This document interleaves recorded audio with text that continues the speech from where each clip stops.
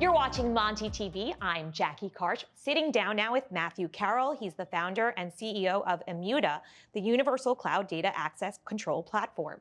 Thank you so much for sitting down with us. Thank you for having me. I appreciate it. What are the capabilities of Immuta? So when you think about where the world is today, we're processing more personal data than ever before. We built our platform to address privacy and security issues around consumer data. So what we do is we connect to data in the cloud. We automatically apply policies to it so you can conform to any regulation out there. And then we can prove compliance through consistent auditing across all of those cloud stores globally. How difficult does your business get as states like California roll out new regulations? Yeah, I mean, I think it's great, right? They're addressing core concerns around where the smallest companies can go global and use data anywhere in the world. From a company in China could be processing data in California, New York, Europe, Asia. And so, what's really interesting is like, I think we're coming into a state where the laws are moving faster than businesses can keep up with. So platforms like us need to automate those rules in order to allow the largest corporations in the world to move at the speed of some of those startups who are processing data globally day one. What's the technology at play for data masking? When you think of like masking techniques and you're thinking about the ways we want to apply data security into these large cloud data stores, the big item is how do I identify sensitive data? So like my name, my address, my race, et cetera. Identify that sensitive data and then apply privacy techniques to allow people to use the data but not know exactly what it is. So when you talk about like data masking, it's a series of techniques to apply security onto it, whether it's encrypting it, whether it's nullifying it, saying, hey, this is just too sensitive and you don't need this data. It's a series of techniques to remove that risk out of the data. What is data tokenization? Tokenization is just a means by which we can apply different types of encryption to data to protect it. So masking it, so I could still look up someone's maybe social security number, but I can't actually see the social security number, right? So think of it as more of like techniques by which we can apply privacy while still getting utility out of the data. How do you decide what consumers are willing to give over or are okay with?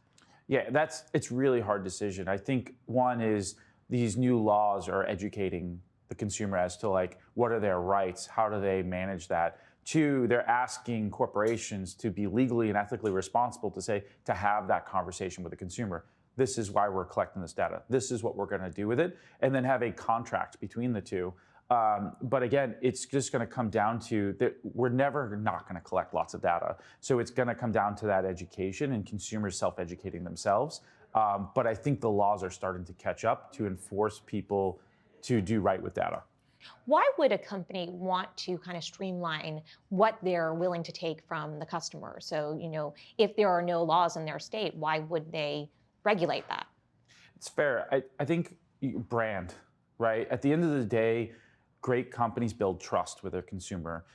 There might not be a law, but if they lose that data in a data leak, which we are seeing more data leaks than ever before, their brand will be impacted.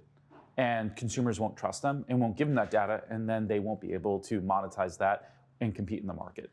When a company, starts using your product, does the company have to erase previous history that they've collected? No. So hence the concept of our name comes out of immutability. So there's no change, read only.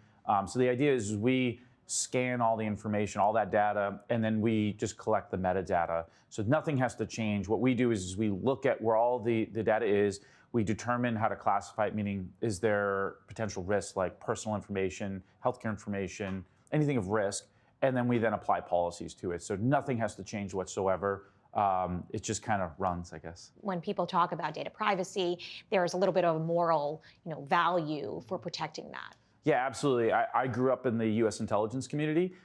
So it's kind of, I guess the irony is I go from intelligence community to privacy. But the reality is what I learned in the government is there's a strong legal obligation to control who should be able to access what data.